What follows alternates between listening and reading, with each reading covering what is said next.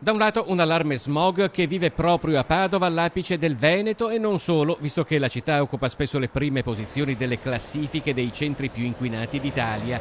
Dall'altro i problemi di lavoratori, pendolari, categorie commerciali, studenti e cittadini vari che si sentono penalizzati a vario titolo dal blocco del traffico che implacabile è scattato come previsto dall'accordo interregionale che si applica anche a Padova. Sono responsabile della salute pubblica, di conseguenza qualsiasi sforamento che viene fatto può essere imputato al sottoscritto perché è responsabile della salute pubblica. Quello che dobbiamo fare assieme è lavorare per un'aria più pulita, perché la nostra aria è fortemente inquinata. Nessuno si diverte a creare problemi alle persone, ha detto il sindaco Giordani, e tra chi accusa maggiori problemi ci sono gli artigiani che hanno preso posizione come categoria, lamentando anche il danno economico che il blocco del traffico comporta. L'artigiano, il lavoratore e tutto il resto deve entrare su Padova per fare i lavori, e anche se blocca il mezzo prima e entra, qualcosa deve muovere per entrare. L'inquinamento di Padova bisogna capire che da cosa è dovuto, se è dovuto a troppo riscaldamento